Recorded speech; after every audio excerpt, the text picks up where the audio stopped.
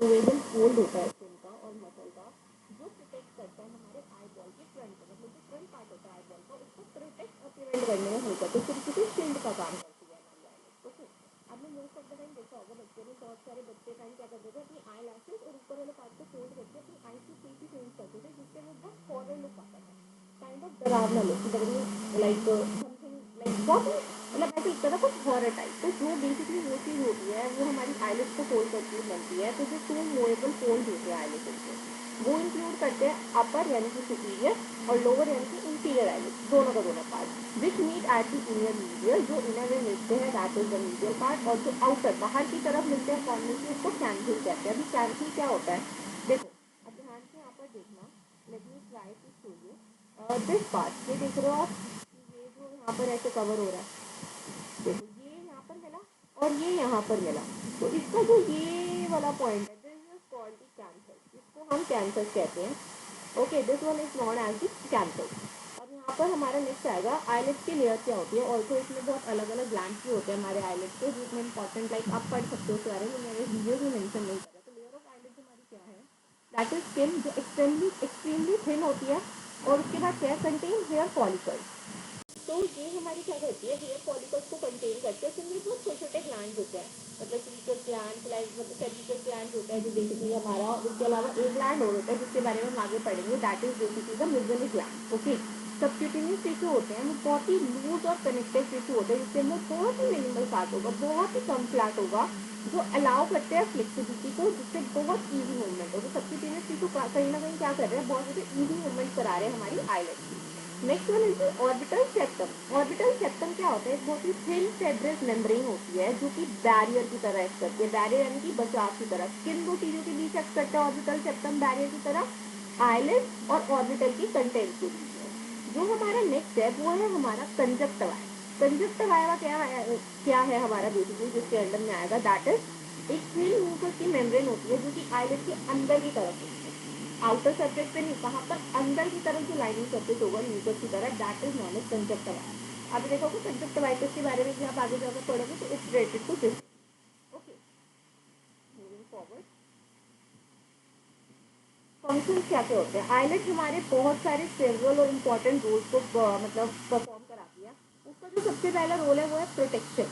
Protection के बाद जो आता है वो होता है लुब्रिकेशन। लुब्रिकेशन के बाद आता है tear distribution and debris removal. हमने पढ़ा कि प्रोटेक्शन में वो हमारा हेल्प करी है, उसके साथ साथ लुब्रिकेट कराने में हेल्प करते हैं ना, हर एक चीज़ को लुब्रिकेशन की जरूरत होती है, तो वो टीयर को हर एक पार्ट तक स्प्रेड करके उसको एज अ लुब्रिकेट की तरह प्रिवेंट करती है, और वो ड्राइनेस से प्रिवेंट करती है हमारी आइज से, ताकि हमारी आइज ड्राई ना हो।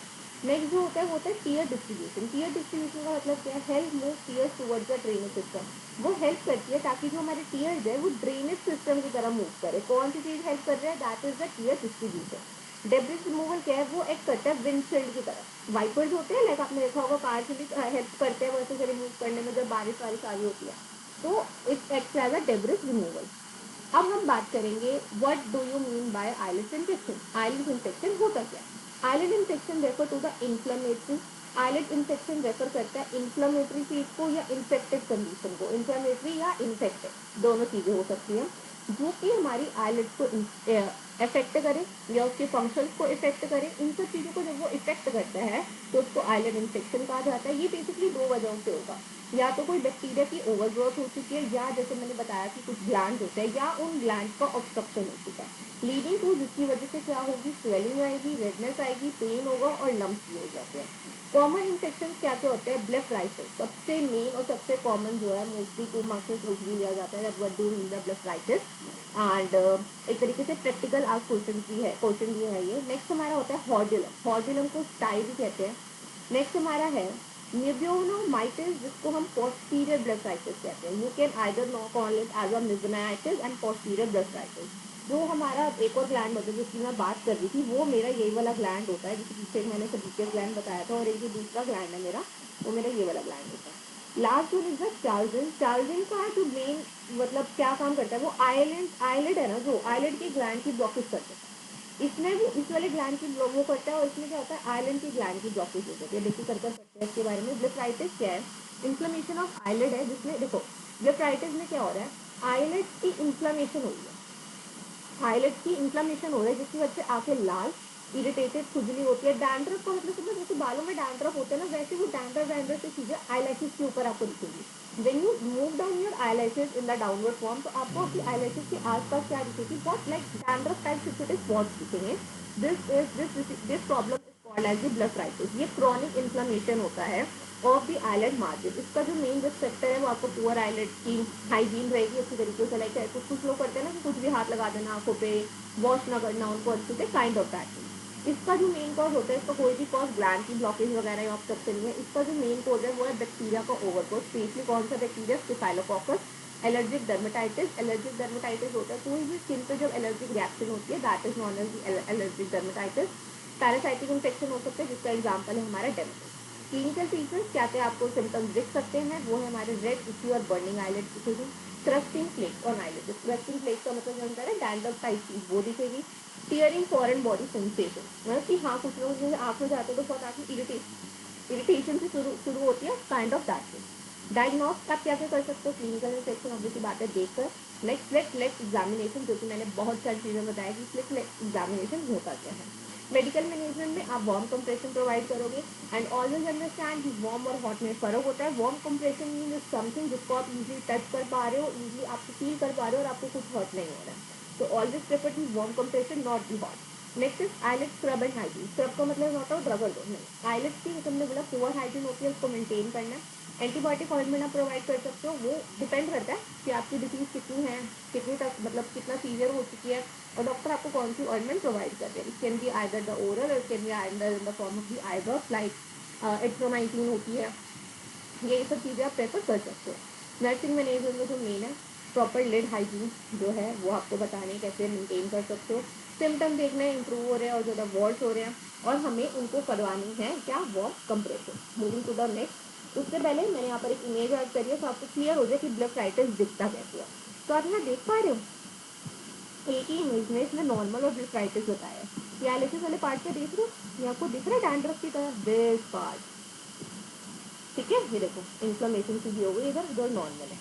तो ये अगर ऐसी सिचुएशन दिख रही है तो ये आपका क्या है, ब्लेफाइटिस। और अगर ऐसी सिचुएशन दिख रही है तो ये आपका क्या है, condition normal. Moving towards the next, hordeolum या स्काई।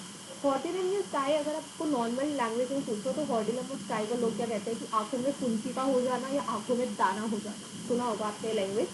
मैंने ये लैंग्वेज इसलिए बताई है because whenever the patient comes to you, तो उनको ये लैंग्वेज जो हम पढ़ रहे हैं हॉर्डिलम या स्काई नहीं पता हो। आप अपने मेडिकल लैंग्वेज में उनको बताओगे, लिखोगे, या जो भी है वो आपका है। बट जब वो पेशेंट आपके पास आएगा ना, वो आपको अपनी नॉर्मल और लेम लैंग्वेज में बता पाएगा कि उसको दिक्कत क्या हो रही है एग्जैक्टली। तो it's important for us to know that language also. तो क्या ये स्टाई क्या होता है, जो हमारा ब्लेफाइटिस है ना उतना पेनफुल नहीं होता, बट स्टाई इस छोटा होता है, एक्यूट नहीं मतलब बहुत कम टाइम में जाए टाइप का हो जाए, कम टाइम लेता है, पेनफुल होता है। लोकलाइज एक तरीके का बैक्टीरिया इन्फेक्शन ही होता है आईलेट में, जो ऑयली और स्वेट ग्लैंड की वजह से होता है। ये ग्लैंड की वजह से हो रहा है, बैक्टीरिया की ओवरग्रोथ हो रही है बट ग्लैंड की वजह से, जिसकी वजह से एक स्मॉल रेड टेंडर लंप बन जाता है। लंप का मतलब अगेन जैसे बोलते हैं ना छोटा सा टाइप का, पीछे नहीं दिखाऊंगी नेक्स्ट, तब आपको क्लियर होगा कैसे तरीके का वो लंप है जो कि आईलेट के मार्जिन पे बनता है। मार्जिन पे ही बनेगा वो। रिस्क फैक्टर होता है इसका पुअर हाइजीन, डायबिटीज, क्रॉनिक ब्लेफाइटिस, बहुत टाइम से है ब्लेफाइटिस, इसकी वजह से हो सकता है कंटेक्ट लेंस कंटामिनेशन। जब लोग कॉन्टेक्ट लेंस जो कि लोग लगाते हैं जब उसको प्रॉपर हाइजीन मेंटेन करके नहीं लगाते हैं, बहुत सारी चीज़ों की गलतियाँ करते हैं, प्रॉपर तरीके से आई वॉश नहीं करते हैं, उन सब वजह से हो सकता है। क्लिनिकल सेक्शन में you will observe painful red lump हो रहे हैं, लोकलाइज कहीं कहीं पर स्वेलिंग को टेंडरनेस हो गई है, और कभी कभार आइस बहुत ज़्यादा वाटरी हो जाती है, उससे डिस्चार्ज होने लगता है। मेडिकल मैनेजमेंट में you will observe warm compress frequently. Topical antibiotic against आप उनको देख सकते हो, ऑरल एंटीबायोटिक्स भी दे सकते हो अगर आपको लग रहा है कि आपका ये बहुत ज़्यादा स्प्रेड हो रहा है, तो you can move towards the oral antibiotics also. Surgical management की नीड तब पड़ती है जब आई ड्रॉप भी वर्क नहीं कर रहा, ऑरल एंटीबायोटिक भी वर्क नहीं कर रही, then you have to move towards the surgery, क्योंकि वो बहुत ज़्यादा पेन करने लग जाता है। और सर्जरी में उसका इंसीजन कर दिया जाता है, वही नॉर्मल एनेस्थीसिया देकर उसको हटा दिया जाता है, और ड्रेनेज जो भी वहाँ पर इकट्ठा हो रखा होता है बॉडी पार्ट, उसको ड्रेन कर दिया जाता है। नर्सिंग मैनेजमेंट में वार्म कंप्रेशन कैसे करना है वो बताओगे, उनको बताना है बेशक आपको यहाँ पर कितनी इचिंग हो रही हो, कुछ हो रही हो, you just have to avoid, आपको उसको ब्रश अप नहीं करना है, उस जो भी आपको वो चीज़ हो रही है वहाँ पर हाथ नहीं लगाना है, और उसको स्क्वीज या पॉप नहीं करना है, और ऑब्जर्व करना है ताकि वो जो लंप है वो और ज़्यादा फैले ना और ख़राब ना, वॉश ना। देखो ये रहा, तो ये है हेल्थी बंदे की आई, ठीक है। हॉर्डिलम में this is the eye of the healthy person, and wait a second, या this is the eye of the healthy person, और ये है स्काई। देख रहे हो आप आईलेट के एकदम मार्जिन पे दिख रहा है ये वाला पार्ट, इसको क्लोज करके देखो, बट देखो ये पार्ट दिख रहा है आपको, this is called the sky. Okay, next बढ़ते हैं हम निबनाइटिस पे, जिसको हमने पोस्टीरियर ब्लेफाइटिस का है। इसके सारे आपके clinical features, risk factor, management सब सेम रहेगा ब्लेफाइटिस की तरफ। फर्क सिर्फ कितना होता है, इसमें इन्फ्लेमेशन हो जाती है मेम्ब्रेनिक ग्लैंड, ब्लॉकेज नहीं हो रहा है, सिर्फ इन्फ्लेमेशन हो रही है मेम्ब्रेनिक ग्लैंड की, जो कि हमारा ऑयल ग्लैंड होता है टार्सल प्लेट पे। टार्सल पैलेट क्या होती है, तो हमारी आईज के अंदर, जो आईलेट के आसपास के जितने भी ग्लैंड होते हैं ना, ग्लैंड से पहले जो एक पैलेट होती है, that is known as tarsal plate, often associated with blepharitis and eyelid thickening। often किससे एसोसिएट होती है, या तो ब्लेफराइटिस होगा, जो आईलिड है ना उसकी थिकनिंग हो जाएगी। क्लिनिकल फीचर्स में आप देखोगे कि लिड मार्जिन बहुत थिक हो चुका है, रेडनेस एंड क्रॉनिक इरिटेशन तो होगी होगी। देखो ये हमारा है, सबसे पहले ये देखो ब्लेफराइटिस दो तरीके का है, एंटीरियर एंड पोस्टीरियर। एंटीरियर में आपका बैक्टीरियल और सिब्रोरिक आता है। सिब्रोरिक ग्लैंड मीन जो हमारा मैंने बताया था ना, क्या बोलता मैंने, या स्वेट ग्लैंड जो हमारे होते हैं, सिबोरिक ग्लैंड हमारे स्वेट ग्लैंड की तरह होता है। Next is the meibomian gland dysfunction होता है, इसकी वजह से आईलेट की इरिटेशन होगी, क्रॉनिक रेड आई हो जाएगा और ड्राई आई हो जाएगी। ठीक है, so it's all about the meibomitis posterior blepharitis, जिसको हम कहते हैं। The last one is chalazion, that is the eyelid gland blockage. Chalazion एक लास्ट ऐसा केस है जिसमें आईलैंड ग्लैंड की ब्लॉकेज हो जाती है। क्रॉनिक होता है, नॉन इन्फेक्शियस होता है और पेनफुल होता है ये भी साथ में। It appear as a form और lump deeper in the lid. इसमें भी लंप बनता है, जैसे कि हमारा किसमें बन रहा था जो हमने पीछे पढ़ा था, चाय में, बट ये लंप डीपर होता है, और ये होता है हमारे स्टेराइल इन्फ्लेमेशन की वजह से और ग्लैंड के ऑब्स्ट्रक्शन की वजह से। रिस्क फैक्टर में you will observe that chronic eyelet inflammation है, ब्लेफराइटिस उसका रीजन रहता है, न्यूमोनिक ग्लैंड डिस्फंक्शन हो जाते हैं, और सिबोरिक डर्मेटाइटिस अगेन जैसे स्किन इन्फेक्शन मैंने बताया, poor eyelet hygiene, history of previous, जैसे पहले कभी चार्जिन हुआ या पहले कभी ब्लेफराइटिस हुआ, उस वजह से भी हो सकता है। सिस्टमिक कंडीशन भी हो सकती है, जैसे कि कोई स्किन की कंडीशन है बहुत ज़्यादा, या फिर क्या है डायबिटीज़ है। इसका कॉज अंडरलाइन इशू होता है, जैसे कि बताया मेबोनिक ग्लैंड जो है बहुत ज़्यादा उसमें ब्लॉकेज आ जाएगी, और वो इससे अभी तक क्या था, इन्फ्लेमेशन होती है, अब वो ग्लैंड में क्या आ रही है, ऑब्स्ट्रक्शन आ रही है। क्लिनिकल मैनिफेस्टेशन में यू विल ऑब्जर्व कि राउंडेड फॉर्म नोड्यूल होगा, ठीक है, स्वेलिंग होगी उसमें अप ओपन, और ये मोस्टली कौन सी आइलैंड में होता है, अपर आइलैंड में हो कहीं भी सकता है, अपर लोअर में, मोस्टली कहाँ होता है, अपर में।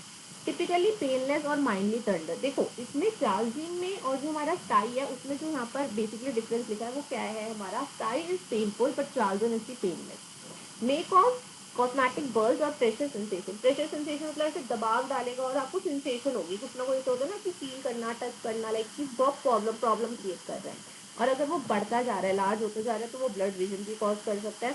रेडनेस एंड वार्म, आपको रेडनेस और वार्म आपको दिखेगी जब आपको वहाँ पर सेकेंडरी इन्फेक्शन भी डेवलप हो जाएगा।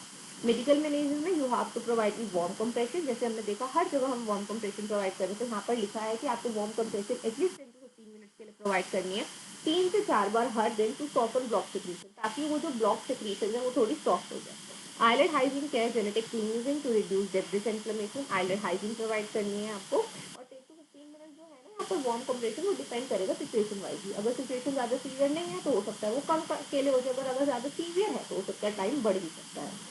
टॉपिकल एंटीबायोटिक जैसे कि हमने पढ़ा प्रोवाइड कर सकते हो, ओरल एंटीबायोटिक भी उसमें इंक्लूड होती है। स्टीरॉयड इंजेक्शन जो होते हैं वो इसलिए प्रोवाइड करे जाते हैं ताकि मतलब वो उस पार्ट से जो उसकी जो ओवर ग्रोथ हो रही है ना, स्टीरॉयड इंजेक्शन आईज में ही दिया जाता है, बेसिकली कंसीडर करा जाता है। कब कंसीडर करा जाता है, ऑप्थेल्मोलॉजिस्ट के द्वारा, जब वो लंप बहुत ज़्यादा ग्रो कर रहा है, ताकि उसकी ग्रोथ को रोक पाए। मैनी स्मॉल चार्जिया, अगर चार्जिया लाइक कुछ टाइम के लिए है और टाइम से पता चल गया, तो वो कुछ वीक से मंथ में अंदर रिजॉल्व भी कर सकते हो, तो कोई सर्जरी की जरूरत नहीं होती है। एंड अगर सर्जरी की जरूरत पड़ती है कि वो ग्रो होता जा रहा है, ब्लड रीजन कॉज कर रहा है, then you have to move towards the surgery. यहाँ पर मैंने कुछ सर्जरी के नेम लिखे हैं, that is incision and curative. Curative में क्या होगा, लोकल एनेस्थीसिया के अंदर ये सर्जरी परफॉर्म करी जाती है, जिसमें क्या करते हैं, उस प्रोसीजर ये बहुत क्विक होता है और डे सर्जरी की तरह रिमूव कर दिया जाता है, मतलब जो भी पार्ट है उसको इंसीजन करके कट करके वहाँ से बाहर निकाल दिया जाता है। ये देख रहे हो इस फोटो में और इस इमेज में, देख रहे हो ये पूरा यहाँ पर है और इसमें कहाँ आ रहा है, ये इस पर। क्या क्या टीच करना है आपको पेशेंट को, वार्म कंप्रेशन अप्लाई करता रहे, आईलेट्स की हाइजीन मेंटेन करे, जेंटल वॉशिंग ना करे, मतलब जेंटल वॉशिंग करे, हार्श वॉशिंग ना करे उस जगह पे, एजुकेट करने की चीज़ या पंप मत करना, ऑब्जर्व करना है कि लेजन का साइज बढ़ रहा है या नहीं बढ़ रहा, रेडनेस कम हुई है या नहीं हुई, इन सब काइंड ऑफ इन्फेक्शन कोई तो नहीं हो रहा है, इन सब चीज़ों को नर्स को टाइमली मतलब ऑब्जर्व करना है और रीइंफोर्स करना है फॉलोअप के लिए।